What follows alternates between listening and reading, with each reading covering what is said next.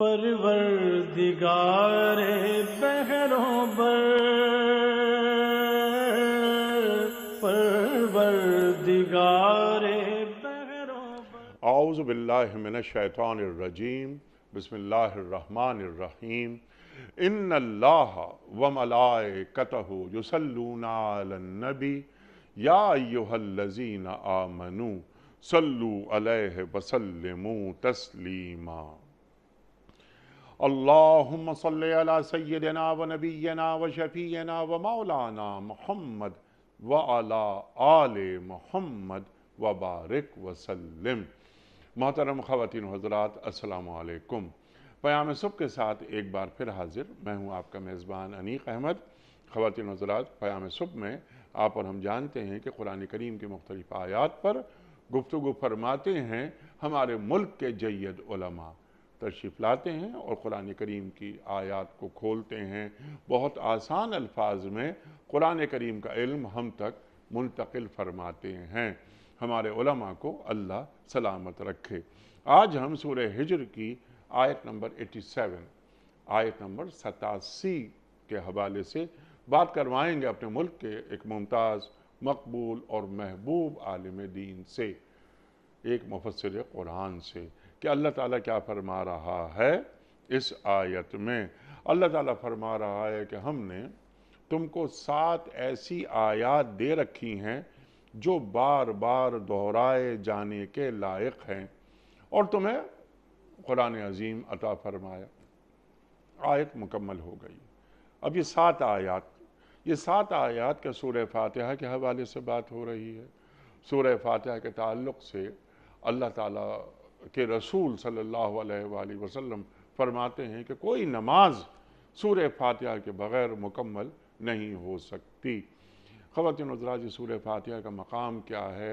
اس سورت کو سورہ فاتحہ کیوں کہا جاتا ہے؟ قرآن کریم کی اس آیت میں سورہ فاتحہ 7 آیات، یہ 7 آیات کو الگ رکھا گیا اور قرآن کریم کو الگ بیان کیا جا رہا ہے، تو سورہ فاتحہ تو قرآن کریم کا ہی حصہ ہے؟ یہ بھی سوال ہم رکھیں گے۔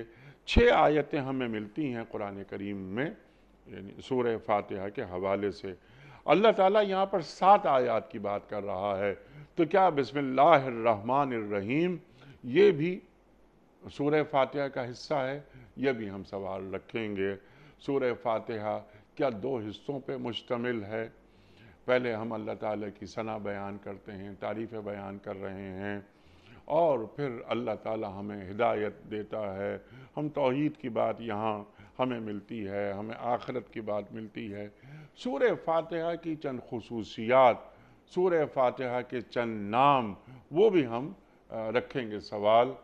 محترم ڈاکٹر سرفراز احمد آوان صاحب کی خدمت میں، جو کہ تشریف فرما ہیں لاہور میں ہمارے ساتھ۔ ڈاکٹر صاحب، آپ کا بڑا شکر گزار، آپ تشریف لائے۔ خواتین و حضرات، ڈاکٹر صاحب سے کون واقف نہیں؟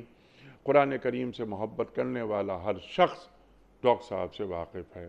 ڈاکٹر صاحب قرآن کریم کی تفسیر قرآن کریم کے ذریعے بیان فرماتے ہیں، اور یہ خاصہ ہے آپ کا، آپ کی بات ہمیشہ دل پر اثر کرتی ہے، بلکہ دل میں جگہ بنا لیتی ہے۔ ڈاکٹر صاحب کو خوش آمدید کہتے ہوئے پروگرام کا آغاز اللہ تعالیٰ کے بابرکت نام سے سورہ ہجر اور آیت نمبر 87۔ اعوذ باللہ من الشیطان الرجیم، بسم اللہ الرحمن الرحیم۔ وَلَقَدْ آتَيْنَاكَ سَبْعًا مِّنَ الْمَثَانِي وَالْقُرْآنَ الْعَظِيمَ۔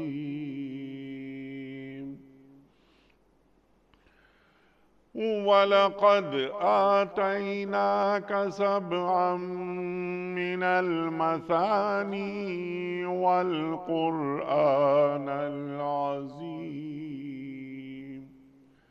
صدق اللہ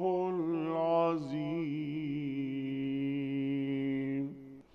ہم نے تم کو 7 ایسی آیتیں دے رکھی ہیں جو بار بار دہرائی جانے کے لائق ہیں، اور تمہیں قرآن عظیم عطا فرمایا ہے۔ اللہ اکبر۔ خواتین و حضرات، मोहतरम डॉक्टर सरफराज अहमद आवान साहब की खिदमत में। इससे पहले कि हम रखें आज के प्रोग्राम के हवाले से पहला सवाल, कल के पूछे गए सवाल का दुरुस्त जवाब और आज का सवाल आपकी खिदमत में। कल का सवाल हमारा ये था कि हज़रत उमर फ़ारूक रज़ियल्लाहु ताला अन्हु ने बेसत के कितने अरसे बाद इस्लाम कबूल किया? दुरुस्त जवाब 6 साल बाद। आज का सवाल नोट फरमा लीजिए।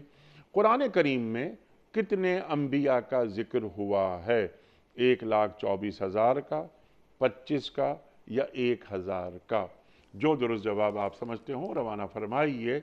हमारे फ़ोन नंबर्स हैं 00922134527 हमारा दूसरा फ़ोन नंबर है 0092213430098 हमारा ईमेल एड्रेस ps@dunyatv.tv हमारा SMS का नंबर 3031 और हमारा व्हाट्सएप का नंबर है 00923218250194।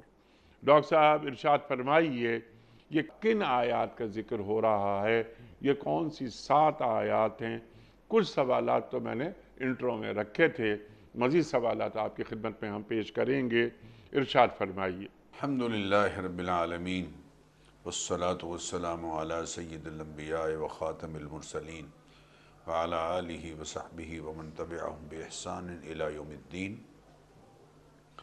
अम्मा बअद फ़अऊज़ु बिल्लाहि मिनश शैतानिर रजीम बिस्मिल्लाहिर रहमानिर रहीम। अनीक साहब, जिस मुख्तसर आयत का आपने आज इंतखाब फरमाया है, ये अगरचे अल्फाज के लिहाज से तो बज़ाहिर मुख्तसर है, लेकिन इसमें बात बहुत बड़ी बयान की गई है। और इस आयत को अल्लाह ताला ने बतौर एहसान इस उम्मत पर अजीम एहसान के तौर पर ज़िक्र फरमाया है। अल्लाह ताला के एहसानात तो बेपाया हैं और यकीनी बात है इंसान अल्लाह ताला की नेमतों और एहसानात को शुमार नहीं कर सकता। वैन तउद्दू नेमतल्लाहि ला तुहसूहा, शुमार नहीं कर सकते। लेकिन कुरान करीम की सूरत में जो रहनुमाई है इंसानियत की, ये अल्लाह ताला का बहुत बड़ा एहसान है। जिस हस्ती के ज़रिए से रहनुमाई की गई वो भी अल्लाह ताला का बहुत बड़ा एहसान है, इनाम है नस्ल इंसानी पर। अल्लाह ताला ने बतौर एहसान ये फरमाया कि वलक़द आतैनाका सबअम मिनल मसानी वल क़ुरआनिल अज़ीम। इस आयत का शान नुज़ूल इमाम राज़ी ने रहमहुल्लाह ने तफ़सीर कबीर में बयान फरमाया है।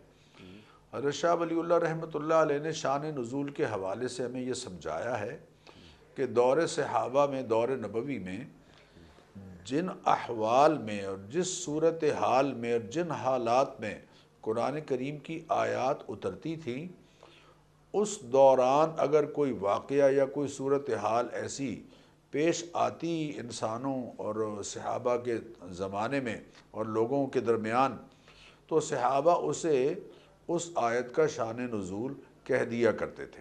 ठीक। लेकिन कुरान करीम चूँकि क़यामत तक आने वाले इंसानों के लिए रहनुमा है, इसलिए बाज़ आयात तो वाक़यतन ऐसी हैं कि जो अपना ख़ास पस मंज़र रखती हैं, लेकिन कुरान करीम के अहकाम क़यामत तक आने वाले इंसानों के लिए हैं। उसूल व क़वानीन क़यामत तक आने वाले इंसानों के लिए हैं।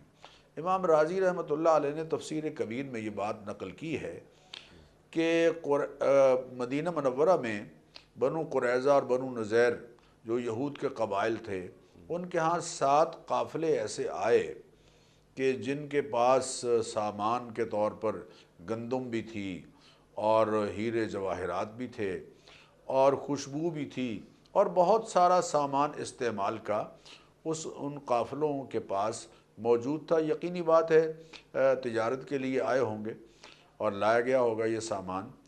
तो सहाबा ने जब ये काफ़िले देखे तो आपस में ये कहने लगे कि काश ये काफ़िले हमारे होते और हम इन काफ़िलों के ज़रिए से हम इस्लाम की तक़वियत का सामान करते और इन मालों के ज़रिए से हम अल्लाह की राह में खैरात करते, सदक़ात करते, तो बहुत अच्छा होता। کہ یہ قافلے ہماری ملکیت ہوتے یا ہمارے پاس ہوتے یا ہمارے قافلے ہوتے تاکہ ہم یہ کام کر سکتے۔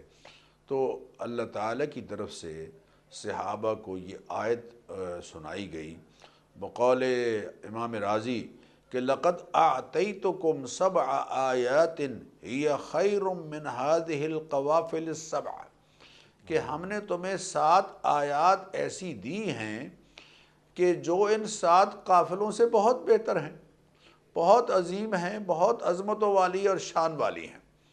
اب دیکھیے ذرا اس میں اللہ تعالیٰ نے ارشاد فرمایا کہ وَلَقَدْ آتَيْنَاكَ سَبْعًا مِّنَ الْمَثَانِي، 7 عربی میں 7 کو کہتے ہیں، ٹھیک، یعنی 1 2 3 4 5 6 6 7 8 9 10 سب 7 کو کہتے ہیں۔ اور مثانی مثنیٰ کی جمع ہے، اور مثنیٰ کہتے ہیں 2 کو، مثنیٰ و ثلاث و رباع، قرآن کریم میں یہ لفظ بھی آیا ہے۔ اور اسی طرح سے مثنیٰ جو بار بار دہرائی جانے والی بات ہے اس کے لیے بھی قرآن کریم میں آیا ہے۔ تو اس 7 من المثانی سے مراد کیا ہے؟ 7 من المثانی سے مراد کیا ہے؟ اس میں مفسرین کے مختلف اقوال ہیں۔ ایک قول تو وہی ہے جو جس کی تائید نبی کریم علیہ الصلوۃ والتسلیمات کے ارشاد مبارک سے بھی ہے۔ سیدنا عمر رضی اللہ تعالی عنہ اور حضرت علی کرم اللہ وجہہ وہ فرماتے ہیں کہ اس سے مراد سورہ فاتحہ ہے۔ آپ نے انٹرو میں سوال میں یہ بات ارشاد فرمائی کہ بظاہر دیکھنے میں سورہ فاتحہ کی 6 آیات ہیں، اور کیا بسم اللہ اس میں شامل ہے 7ویں کے طور پر؟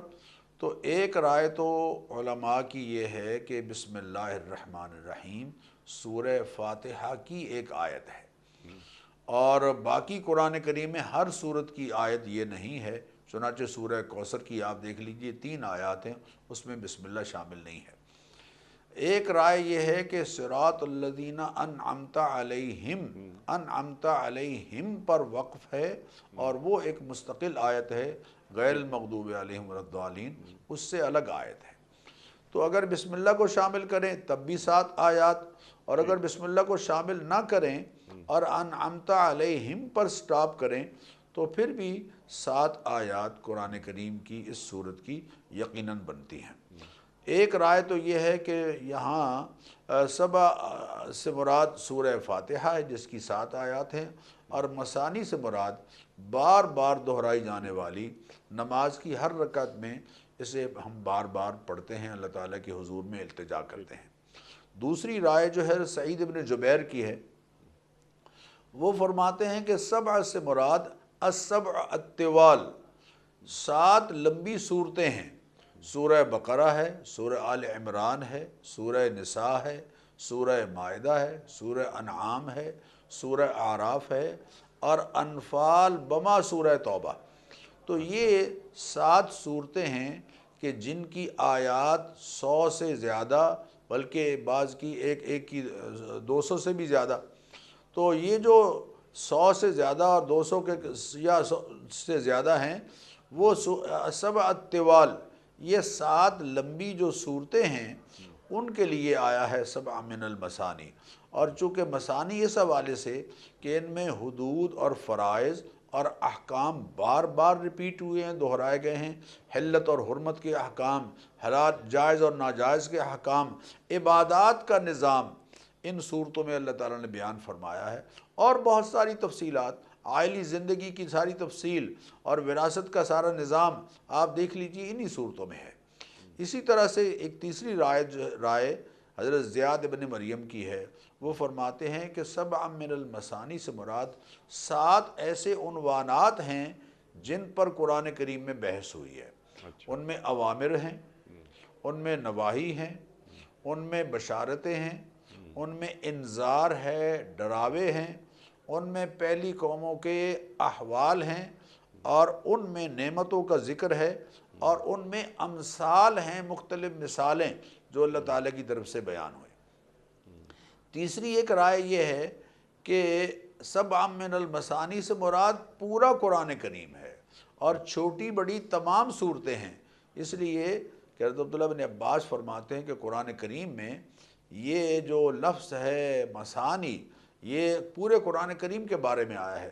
اللہ نزل احسن الحدیث کتابا متشابہا مثانیہ تقشعر منہ جلود الذین یخشون ربہم ثم تلین جلودہم وقلوبہم الی ذکر اللہ، کہ اللہ تعالیٰ نے ایک ایسی کتاب اتاری ہے احسن الحدیث، جو بہت عمدہ بات رکھنے والی کتاب، بہت عمدہ بات ہے، جس میں اللہ تعالیٰ انیبوا الی ربکم واسلموا لہ، اللہ قرآن کریم میں فرماتے ہیں کہ بہترین کلام جو ہے وہ قرآن کریم ہے، قرآن کریم ہے۔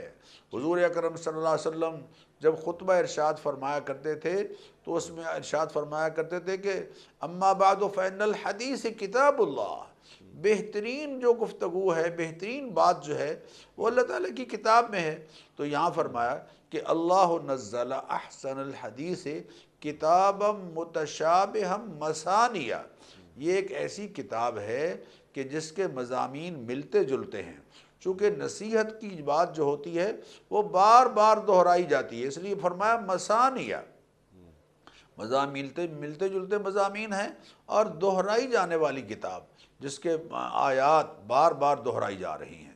تو اس حوالے سے تو پورا قرآن کریم جو ہے وہ سب من المثانی ہے، سب اس حوالے سے کہ احکام جو ہیں وہ اس میں مختلف مسلسل آ رہے ہیں، بار بار آ رہے ہیں۔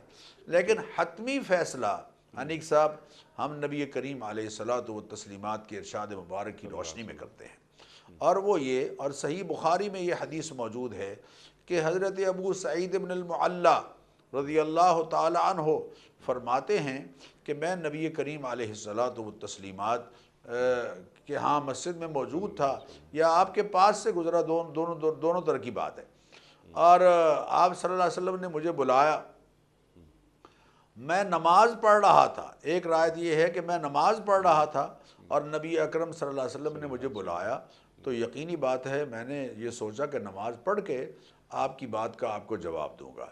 جب نماز میں نے پڑھ لی تو پھر میں حضور اکرم صلی اللہ علیہ وسلم کی خدمت میں حاضر ہوا، تو آپ نے ارشاد فرمایا کہ ابو سعید میں نے تمہیں بلایا تھا اور تم نے جواب نہیں دیا، تو میں نے عرض کیا کہ یا رسول اللہ میں تو نماز میں مصروف تھا، اب حاضر ہو گیا ہوں جواب دینے کے لیے۔ تو آپ نے ارشاد فرمایا کہ تم نے قرآن کریم میں وہ آیت نہیں پڑھی کہ استجیبوا للہ وللرسول اذا دعاکم، جب اللہ اور اس کا رسول تمہیں بلائے تو فوری طور پر لبیک کہو، لا تجعلوا دعاء الرسول بینکم کدعاء بعضکم بعضا، اللہ کے رسول کی پکار کو اور ان کے بلانے کو ایسا نہ سمجھو جیسے تم ایک دوسرے کو بلاتے ہو۔ اللہ اکبر، اللہ اکبر۔ تو انہوں نے عرض کیا یا رسول اللہ واقعتاً مجھ سے غلطی ہو گئی ہے، تو میں معذرت چاہتا ہوں۔ آپ صلی اللہ علیہ وسلم نے ارشاد فرمایا کہ اچھا، ہاتھ پکڑ لیا ان کا، اور ہاتھ پکڑ کے ارشاد فرمایا کہ آج میں تمہیں ایک ایسی صورت کے بارے میں بتاؤں گا جو قرآن کریم کی سب سے عظیم صورت ہے، عظیم صورت ہے۔ آپ صلی اللہ علیہ وسلم نے یہ بات ارشاد فرمائی، کچھ دیر مصروف رہ گئے، جب باہر نکلنے لگے تو حضرت ابو سعید بن المعلیٰ کہتے ہیں کہ میں نے عرض کیا کہ یا رسول اللہ آپ نے ارشاد فرمایا تھا کہ میں تمہیں قرآن کریم کی عظیم صورت کے بارے میں بتاؤں گا، تو آپ نے ذکر نہیں فرمایا، تو آپ نے جواب میں ارشاد فرمایا الحمدللہ رب العالمین، یہ قرآن کریم کی سب سے عظیم صورت ہے، ہی السبع المثانی، اور یہی وہ 7 آیات ہیں جو بار بار دہرائی جاتی ہیں، والقرآن العظیم، اور یہی قرآن عظیم ہے، الذی اوتیتہ، وہ قرآن عظیم جو اللہ تعالیٰ کی جانب سے مجھے عطا کیا گیا ہے۔ اب اس کو جو قرآن عظیم کہا جا رہا ہے اس حدیث کی روشنی میں، وہ اس لیے کہا جا رہا ہے انیق صاحب کہ قرآن کریم کے مضامین کا دیباچہ ہے سورہ فاتحہ، سبحان اللہ، خلاصہ ہے پورے قرآن حکیم کا، اسی لیے اس کو ام القرآن بھی کہا گیا ہے، اسی لیے اس کو ام الکتاب بھی کہا گیا ہے۔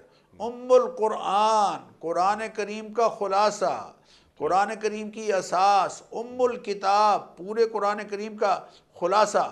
25 الفاظ ہیں اس صورت میں، لیکن آپ دیکھ لیجئے کہ پورے قرآن کریم میں جو مضامین ہیں وہ اس کے اندر موجود ہیں۔ سب سے پہلے الحمدللہ رب العالمین، اللہ تعالیٰ کی حمد و ثنا کا ذکر ہے اور رب العالمین کا اقرار ہے۔ انیق صاحب، تو ایک ہے توحید ربوبیت اور ایک ہے توحید الوہیت اور ایک ہے توحید صفات۔ ان تینوں میں غیر کی شرکت اللہ کو قبول نہیں۔ توحید ربوبیت کو قائل تو مشرکین مکہ بھی تھے۔ ان سے جب پوچھا جاتا تھا کہ کون تمہیں پال رہا ہے تو وہ جواب میں کہا کرتے تھے کہ اللہ تعالیٰ ہے پالنے والا۔ ہاں جی، من الہ غیر اللہ یاتی، اللہ تعالیٰ کے سوا کون الہ ہے یاتی جو تمہیں رزق عطا کرتا ہے۔ حل من خالق غیر اللہ یرزقکم من السماء والارض، تو توحید ربوبیت کا بھی ذکر ہے اور پھر توحید صفات کا ذکر ہے۔ الرحمن الرحیم، وہ بڑا مہربان ہے اور بڑا کرم فرمانے والا ہے۔ اللہ تعالیٰ کی صفات کا بھی اس میں ذکر ہے اور پھر آخرت کا ذکر ہے۔ مالک یوم الدین، مالک یوم الدین روز جزا کا مالک ہے۔ پھر شرک، ہر طرح کے شرک سے اجتناب کا اور پرہیز کا ذکر ہے۔ ایاک نعبد، ہم تیری ہی عبادت کرتے ہیں۔ انیق صاحب، یہاں یہ نہیں کہا جا رہا نعبدک، تیری عبادت کرتے ہیں، ونستعینک، اور تجھ سے مدد مانگتے ہیں، یہ نہیں کہا جا رہا، بلکہ ایاک کا جو پروناؤن ہے یہ شروع میں لا کر تخصیص پیدا کی جا رہی ہے، حصر۔ ایاک نعبد، تیری ہی ہم عبادت کرتے ہیں، وَإِيَّاكَ نَسْتَعِينُ، اور تجھ ہی سے مدد مانگتے ہیں۔ یہ ہے توحید الوہیت۔ توحید الوہیت، توحید ربوبیت بھی، اس میں بھی اللہ وحدہ لا شریک ہیں، اور توحید الوہیت میں بھی وحدہ لا شریک ہیں، اور توحید صفات میں بھی وحدہ لا شریک ہیں۔ جو اللہ کی صفات ہیں وہ اللہ ہی کے شایان نشان ہیں، کسی اور کے شایان نشان نہیں۔ پھر آگے ہے یا اہدنا الصراط المستقیم، اللہ تعالیٰ سے سیدھی راہ طلب کی جا رہی ہے، سیدھی راہ پر چلتے رہنے کی درخواست۔ اے اللہ ہمیں سیدھی راہ پر گامزن رکھ، چلائے رکھ، کیونکہ جب ایمان نصیب ہو گیا سیدھی راہ تو مل گئی۔ اب ہر نماز میں جو ہم کہتے ہیں اہدنا الصراط المستقیم، اس کا معنی یہ نہیں ہے کہ سیدھی راہ دکھا، بلکہ اس کا معنی یہ ہے کہ سیدھی راہ پر چلائے رکھ۔ صراط، ہاں، ہدایت کا معنی اراءۃ الطریق بھی ہے، راستہ دکھانا، اور ایصال الی المطلوب بھی ہے، مطلوب تک پہنچانا۔ تو اے اللہ جو مطلوب ہے تیری رضا، وہ ہمیں حاصل ہوتی رہے، اس سیدھی راہ پر ہمیں چلائے رکھ۔ پھر اس کے بعد فرما برداروں کا ذکر ہے، صراط الذین انعمت علیہم، ان لوگوں کا راستہ جن پر تو نے انعام فرمایا، اور پھر نافرمانوں کا ذکر ہے، صراط الذین انعمت علیہم، یہ منعم علیہم کون ہیں؟ من النبیین والصدیقین والشہداء والصالحین وحسن اولئک رفیقا، اور ان کی رفاقت اللہ تعالیٰ کے ہاں بہت عمدہ بات ہے، بڑی عمدہ بات ہے، جن کو ان کی رفاقت مل گئی۔ اللہ التاجر الصدوق الامین مع الانبیاء والصالحین، تاجر سچا اور امانت دار تاجر، انبیاء کے ساتھ اس کا حشر ہو رہا ہے، صدیقین کے ساتھ، شہداء کے ساتھ، اور صالحین کے ساتھ اس کا حشر ہو رہا ہے۔ اللہ تعالی ہمیں بھی رفاقت انہی کی نصیب فرمائے۔ غیر المغضوب علیہم ولا الضالین، نافرمانوں کا ذکر ہے۔ اب دیکھیے تمام، بلکہ میں تو یہ کہوں گا، بڑی اچھی بات مفسرین نے یہ بات لکھی ہے کہ سورہ فاتحہ پورے قرآن کریم کا خلاصہ ہے، اور پوری سورہ فاتحہ کا خلاصہ ایاک نعبد و ایاک نستعین ہے۔ اے اللہ ہم تیری ہی عبادت کرتے ہیں اور تجھ ہی سے مدد کے طلبگار ہیں۔ اللہ کی وحدانیت کا اقرار اور اظہار، یہ ہے پوری انبیاء علیہ السلام کی دعوت کا خلاصہ۔ ہر نبی جو اللہ دنیا میں تشریف لاتے رہے، وما ارسلنا من رسول الا نوحی الیہ انہ لا الہ الا انا فاعبدون، ہم نے جتنے رسول بھیجے ہیں انہوں نے آ کے یہی پیغام دیا کہ اللہ فرماتے ہیں میرے سوا کوئی الہ نہیں ہے، لہذا عبادت کے لائق میں ہی ہوں، سجدے کے لائق میں ہوں، تعظیماً جھکنے کے لائق میں ہوں، اور جو عبادات کی جتنے طریقے ہیں رائج ہیں مروج، وہ سب کے سب اللہ تعالیٰ کی ذات عالی کے لیے۔ تو ایک تو معنی یہ ہوا کہ یہ سارا قرآن کریم ہم نے جب طلب کیا نا اللہ تعالیٰ سے کہ اہدنا الصراط المستقیم میں سیدھی راہ پر چلا، تو سارا قرآن کریم اس التجا کے بعد تفصیل ہے صراط مستقیم سبحان اللہ، کہ وہ صراط مستقیم کیا ہے. وہ سارا قرآن کریم اس صراط مستقیم کو واضح کر رہا ہے. ایک اور حدیث انیک صاحب سورہ فاتحہ کے بارے میں حضرت ابی بن کعب رضی اللہ تعالیٰ عنہ فرماتے ہیں، نبی کریم علیہ الصلوۃ والتسلیمات نے ارشاد فرمایا، ما انزل اللہ فی التورات ولا فی الانجیل مثل ام القرآن. اللہ تعالیٰ نے نہ تورات میں اور نہ انجیل میں ام القرآن جیسی کوئی صورت اتاری ہے. جو اس صورت کو پڑھنے کا اجر ہے وہ تورات میں اور انجیل میں اتری ہوئی آیات کا یقیناً اجر نہیں ہے.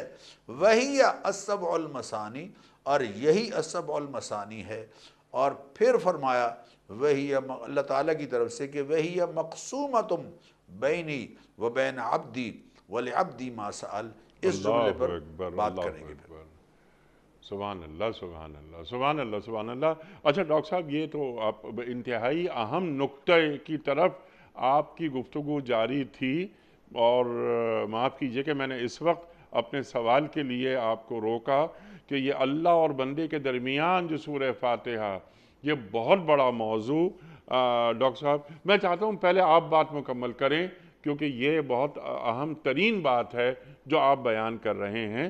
اس کے بعد میں چند سوالات رکھوں گا کہ یہ سورہ شفا کیسے ہے، اور یہ کہ اللہ کے رسول فرما رہے ہیں صلی اللہ علیہ وآلہ وسلم کہ موت کے علاوہ ہر مرض کی شفا ہے سورہ فاتحہ. یہ بھی ہم آپ سے سیکھیں گے، لیکن یہ اللہ اور بندے کے مابین یہ سورہ فاتحہ، اسے ذرا کھول دیجئے. بالکل آپ نے صحیح فرمایا. حضور اکرم صلی اللہ علیہ وسلم نے فرمایا کہ اللہ تعالیٰ فرماتے ہیں کہ یہ سورہ فاتحہ جو ہے وہ بینی و بین عبدی، اللہ یہ میرے اور میرے بندے کے درمیان اللہ مقسومہ تقسیم کی گئی ہے. وہ کیسے؟ اور کاش کہ ہم جب سورہ فاتحہ پڑھتے ہیں تو ہم اس ارشاد نبوی پر کبھی غور کریں. انیک سب ہم غور نہیں کرتے، یقین کیجیے. ہم سورہ فاتحہ جس سپیڈ کے ساتھ پڑھتے ہیں، سورہ فاتحہ کا حق نہیں ہے وہ. نبی اکرم صلی اللہ علیہ وسلم جب سورہ فاتحہ پڑھتے تھے تو ہر آیہ کریمہ پر رکتے تھے، بلکہ آخری جو حرف ہے اس کو قدر لمبا کرتے تھے. مثلا الحمدللہ رب العالمین الرحمن الرحیم مالک یوم الدین سبحان اللہ، ایاک نعبد و ایاک نستعین اہدنا الصراط المستقیم صراط الذین انعمت علیہم غیر المغضوب علیہم ولا الضالین. یعنی آخری حرف کو قدر لمبا کرتے تھے. اور فرمایا کہ جب بندہ، اللہ اکبر، کیا خوبصورت بشارت ہے میرے اور آپ کے لیے، ناظرین کے لیے، ہر مسلمان کے لیے، کہ جب بندہ کہتا ہے الحمدللہ رب العالمین تو اللہ تعالیٰ فرماتے ہیں حمدنی عبدی، میرے بندے نے میری تعریف کی. اللہ اکبر. ہم نے کبھی اللہ کے اس جواب پر کان دھرا ہے؟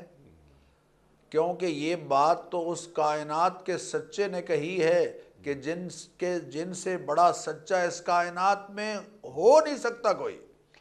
جب کائنات کے سچے نے یہ بات ہمیں بتائی ہے، سیدنا حضرت محمد الرسول اللہ صلی اللہ علیہ وسلم نے، تو اس کے سچ ہونے میں کیا شک ہے انیک صاحب؟ اللہ فرماتے ہیں میرا بندہ جب کہتا ہے الحمدللہ رب العالمین تو اللہ کی طرف سے فرماتے ہیں اللہ کہ حمدنی عبدی، میرے بندے نے میری حمد بیان کی، میرے بارے میں یہ کہا کہ جتنی خوبیاں ہیں وہ سب اللہ تعالیٰ کے شایان شان ہیں.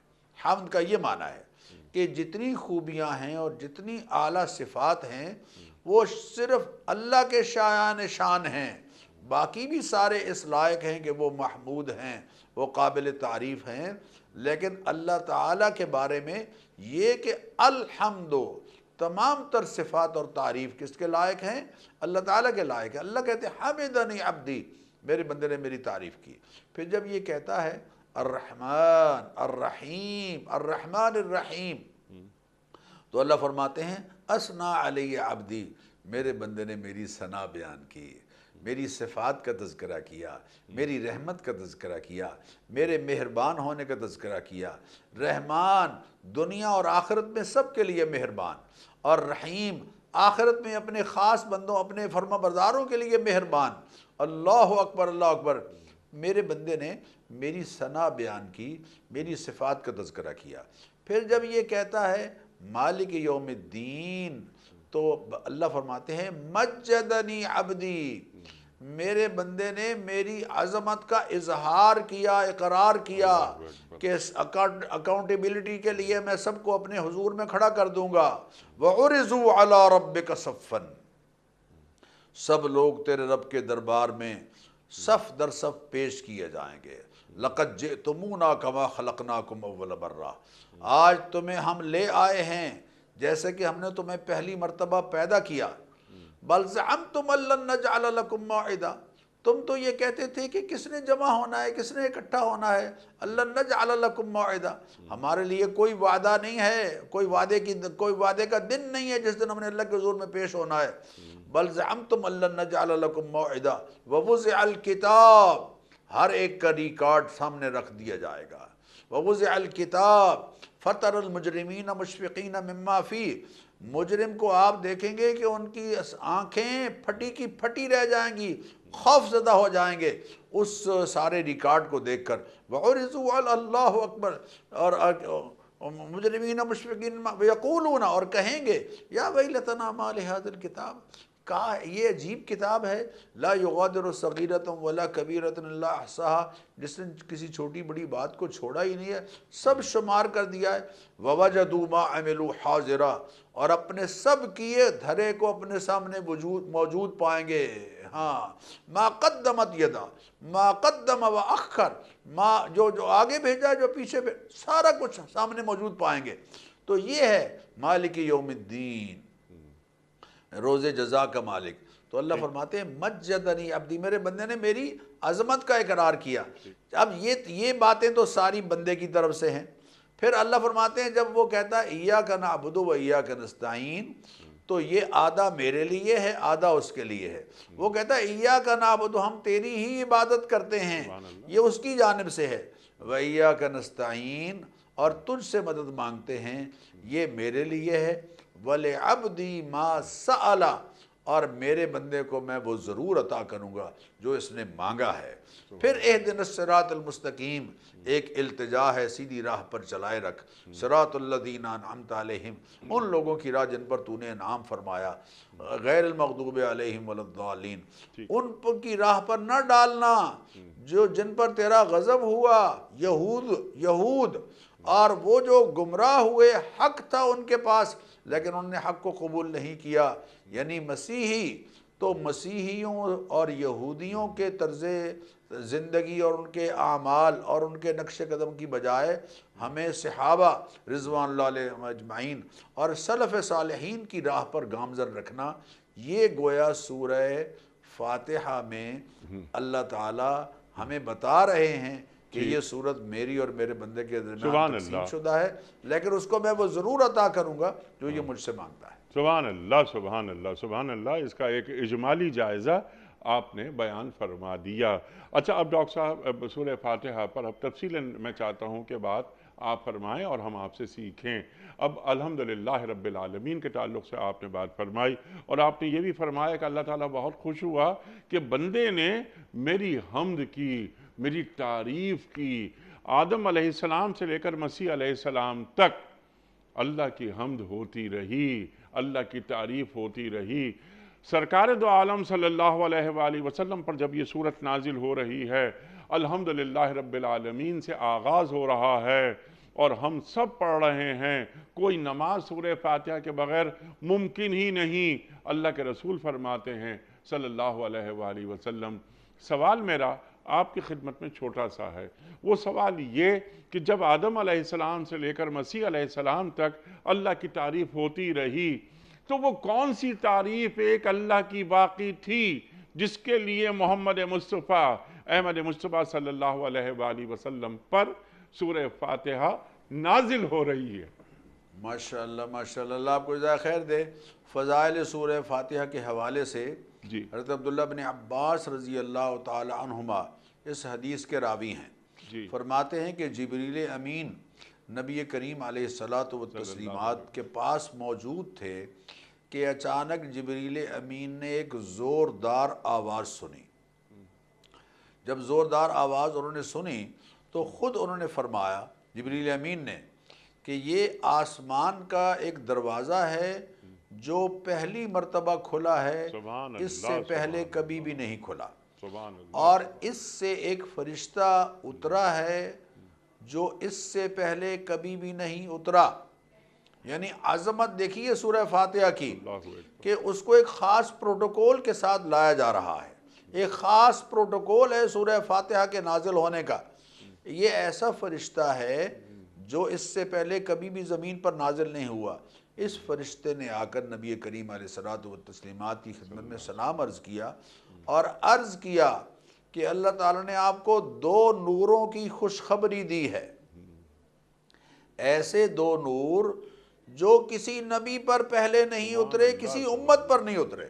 اللہ اکبر اللہ اکبر۔ اللہ اکبر۔ وہ 2 نور کیا ہیں؟ ایک سورہ فاتحہ ہے اور دوسرے سورہ بقرہ کی آخری 2 آیات ہیں۔ اللہ اکبر۔ سورہ بقرہ کی آخری 2 آیات جی یہ بہت اللہ تعالیٰ کا انعام ہے جو اللہ تعالیٰ نے اس امت کو عطا فرمایا۔ سبحان اور اللہ۔ انیق صاحب ہے تو دعائیہ انداز، ٹھیک۔ ہے تو دعائیہ انداز، لیکن مولانا شبلی نے کیا خوبصورت بات ارشاد فرمائی کہ ہے تو سٹائل اور انداز دعائیہ، لیکن دراصل بشارت ہے، دراصل بشارت ہے۔ اور میں تفصیل میں نہیں جاتا ورنہ بات لمبی ہو جائے گی۔ میں اتنا عرض کروں گا کہ سورہ بقرہ کی آخری 2 آیات کو ہم غور سے پڑھیں تو کیا خوبصورت تعلیمات ہیں اور کیا خوبصورت بشارتیں ہیں جو ان آخری آیات میں ہمیں دی گئیں۔ اسی طرح انیق صاحب جی حضور اچھا اکرم ڈاکٹر صلی اللہ صاحب، علیہ آپ وسلم کی اجازت سے، آپ کی ہی اجازت سے جو آپ نے بات فرمائی کہ 2 نور سورہ فاتحہ اور سورہ بقرہ کی آخری 2 آیات، سورہ فاتحہ زمین پر دی جا رہی ہے، عطا کی جا رہی ہے، اور سورہ بقرہ کی آخری آیات اللہ تعالیٰ اپنے محبوب کو آسمانوں پہ بلا کر دے رہا ہے۔ معراج پہ، اللہ اکبر اللہ اکبر، کیا خوبصورت بات ہے۔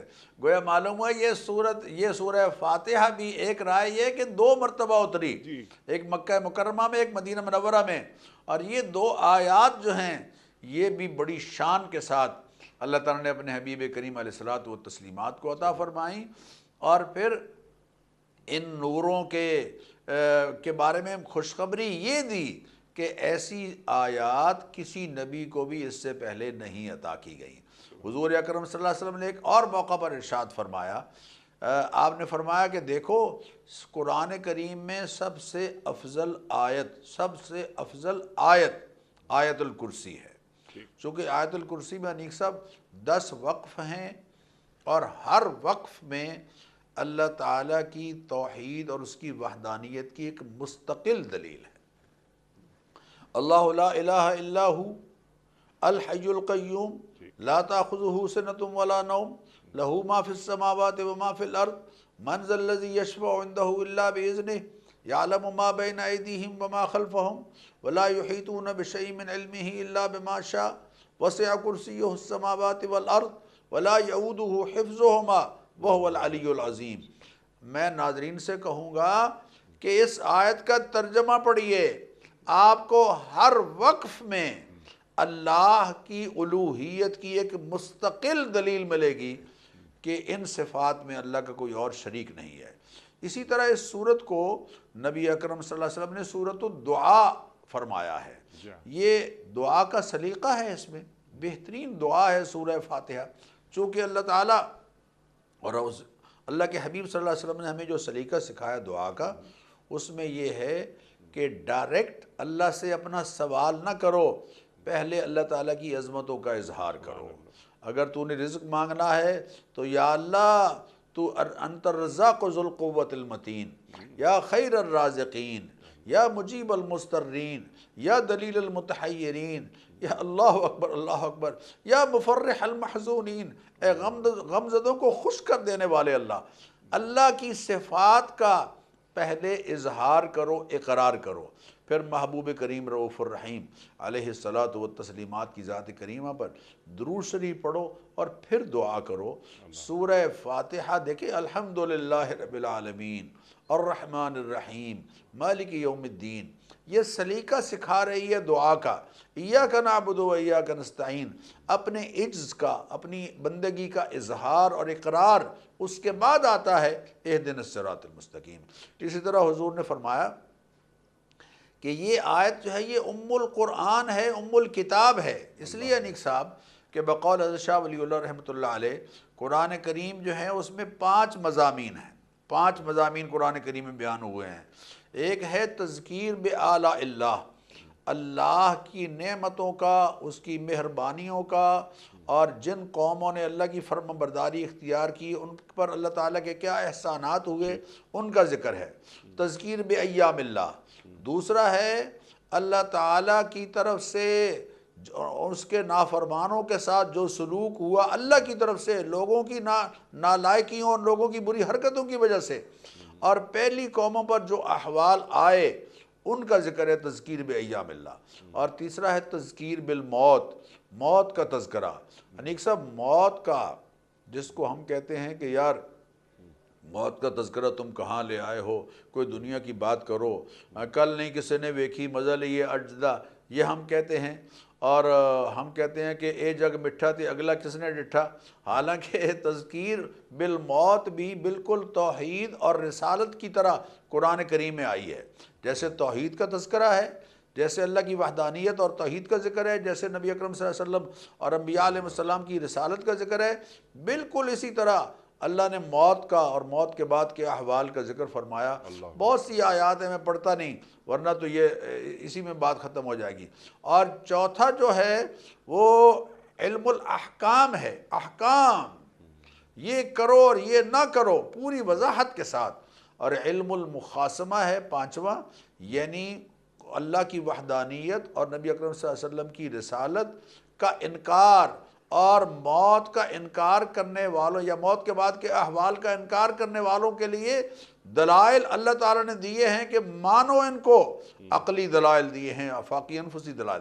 یہ 5 جو علوم ہیں، تذکیر بآلاء اللہ، تذکیر بایام اللہ، تذکیر بالموت، تذکیر علم الاحکام اور علم المخاصمہ، یہ پانچوں کے پانچوں سورہ فاتحہ میں ہیں، یہ پانچوں کے پانچوں سورہ فاتحہ میں ہیں۔ اس لیے حضور اکرم صلی اللہ علیہ وسلم نے فرمایا کہ یہ ام القرآن ہے، ام الکتاب ہے۔ اسی طرح اس سورت کا نام سورت الشفا ہے۔ آپ نے شروع میں فرمایا تھا کہ یہ اللہ تعالیٰ نے اس میں شفا رکھی ہے، اور وہ واقعہ مشہور ہے۔ حضور اکرم صلی اللہ علیہ وسلم کے صحابہ ایک علاقے میں گئے، اور چونکہ اس زمانے میں کوئی ہوٹل وغیرہ تو ہوتے نہیں تھے کہ جہاں سے لوگ کھانا کھائیں، تو جس آبادی میں لوگ جاتے تھے وہاں کے لوگ ان کی مہمانی کیا کرتے تھے، تو ان لوگوں نے مہمانی سے انکار کر دیا۔ اچانک ایسا ہوا کہ سردار کو بچھو نے ڈس لیا۔ اب وہ بھاگے بھاگے ان کے پاس آئے کہ بھئی آپ میں کوئی ایسا بندہ ہے جو کوئی دم جانتا ہو؟ قرآنی آیات پڑھ کر پھونک دینا یہ شرعاً جائز ہے، شرعاً جائز ہے۔ ہاں جی، تو وہ ایک صحابی کھڑے ہوئے، انہوں نے جا کے دم کر دیا، لیکن ساتھ ہی یہ کہا کہ چونکہ تم نے ہماری میزبانی نہیں کی لہٰذا تمہیں اس کا دم کے نتیجے میں کچھ نہ کچھ دینا پڑے گا۔ انہوں نے کہا، بعض نے کہا کہ کچھ بکریاں، بعض نے 30 بکریاں، کچھ بکریاں۔ خیر وہ دم کیا، الحمدللہ اللہ کی مہربانی سے سورہ فاتحہ کی برکت سے اس بندے کو شفا مل گئی اور ٹھیک ہو گیا۔ تو انہوں نے وہ بکریاں پیش کر دیں۔ اب صحابہ کہتے ہیں کہ بکریاں لی جائیں یا نہ لی جائیں، لے آئے حضور اکرم صلی اللہ علیہ وسلم کی خدمت میں، سارا واقعہ پیش کیا۔ اب دیکھیے حلال اور حرام کا کتنا احساس ہے صحابہ کو۔ آپ صلی اللہ علیہ وسلم نے فرمایا کہ ٹھیک ہے، اللہ تعالیٰ کی کتاب سے اس طرح سے تم نے جو لیا ہے اس کا زیادہ حق ہے تمہیں۔ تو آپ صلی اللہ علیہ وسلم نے ان کی دلجوئی کے لیے فرمایا کہ میرا حصہ بھی اس میں رکھو۔ تو سورہ شفا ہے، سورہ فاتحہ سورہ شفا ہے، اسی لیے سورہ رقیہ بھی اس کو کہتے ہیں، اور سورہ تعلیم، سورہ الصلاۃ بھی اس کو کہتے ہیں، چونکہ جیسے آپ نے پڑھا کہ لا صلاۃ لمن لم یقرأ بفاتحۃ الکتاب، اس کو مستقل سورۃ الصلاۃ بھی کہتے ہیں۔ اور اسی طرح اس کا نام ایک سورت تعلیم المسئلہ ہے، یعنی سوال کرنے کا سلیقہ سکھانے والی صورت۔ تو 22 کے قریب نام ہیں، بعض نے 12 کے قریب نام لکھے ہیں، بعض نے اس سے زیادہ لکھے ہیں، لیکن تمام تر ناموں کا خلاصہ یہ ہے کہ یہ کتاب ام الکتاب، یہ سورت سورہ فاتحہ اس کو اس لیے کہتے ہیں کہ آغاز ہو رہا ہے قرآن کریم کا اس سے، اور یہ دروازہ کھول رہی ہے ہدایت کا۔ آگے سارے کے سارا قرآن کریم جو ہے وہ اس کی تفصیل ایک طرح سے ہے۔ تو یہ فاتحہ سورہ شفا بھی ہوئی، اور سورہ دعا بھی ہوئی، اور سورہ رقیہ بھی ہوئی، اور سورہ تعلیم المسئلہ بھی ہوئی، اور سورہ ام القرآن بھی ہوئی، اور سورہ ام الکتاب بھی ہوئی۔ جی، اور سورہ شفا بھی ہوئی۔ ڈاکٹر صاحب میں آپ کا بڑا ممنون، بڑا شکر گزار، آپ تشریف لائے، اور یہ لقد آتانے کا سبب من المثانی والقرآن العظیم پر بات ہوئی۔ اللہ اکبر، اللہ اکبر۔ خواتین و حضرات، یہ سورہ فاتحہ جیسے ڈاکٹر صاحب نے فرمایا کہ قرآن کریم کا دیباچہ، خلاصہ، اللہ اکبر، ایک پروگرام کیا بلکہ اس سورت پر، سورہ فاتحہ پر سینکڑوں پروگرام ہو سکتے ہیں، ایک ایک لفظ پر۔ ابھی تو صرف الحمدللہ رب العالمین پر ہم بات کر رہے تھے، ہم پر بات کروائی۔ رب عالمین، رحمان اور رحیم دونوں میں کیا فرق ہے، اور مالک یوم الدین، یہاں پر دین کے دن کا مالک، یہ اس کی کیا تہیں ہیں یا کیا تہداریاں ہیں، کسی اور پروگرام میں یقیناً ہم ڈاکٹر صاحب سے بہت سیکھیں گے۔ وقت مکمل ہوا ہمارے آج کے پروگرام کا، یہ بڑی مجبوری ہے، جی بہت چاہتا ہے مزید گفتگو ہو۔ ایاک نعبد و ایاک نستعین، جو آپ نے فرمایا ڈاکٹر صاحب کہ یہ سورہ فاتحہ کا خلاصہ ہے یہ آیت، تو یہ نعبد، یہ جمع کا صیغہ کیوں آیا ہے، یہ بھی ہم کسی پروگرام میں رکھیں گے کہ اگر میں تنہا نماز پڑھ رہا ہوں تو میں ایاک نعبد پھر بھی پڑھوں گا، تو اس کے پیچھے کیا حکمت ہے وہ بھی ہم ڈاکٹر صاحب سے سیکھیں گے، لیکن آج نہیں، کسی اور پروگرام میں۔ ڈاکٹر صاحب کا میں ایک بار پھر شکر گزار، آپ تشریف لائے، اور آپ نے قرآن کریم کی یہ 7 آیات اور قرآن کریم جو اللہ تعالیٰ سورہ ہجر کی آیت نمبر 87 میں بیان کر رہا ہے، اس پر تفصیلی گفتگو فرمائی۔ خواتین و حضرات، کوئز کل کا سوال ہمارا یہ تھا کہ حضرت عمر فاروق رضی اللہ تعالی عنہ نے بعثت کے کتنے عرصے بعد اسلام قبول کیا؟ درست جواب 6 سال بعد۔ آج کا سوال نوٹ فرما لیجئے۔ قرآن کریم میں کتنے انبیاء کا ذکر ہوا ہے؟ 1,24,000 کا، یا 25 کا، یا 1,000 کا؟ جو درست جواب آپ سمجھتے ہوں روانہ فرمائیے۔ ہمارے فون نمبرز ہیں 00922134527 ہمارا دوسرا فون نمبر ہے 009221343000980۔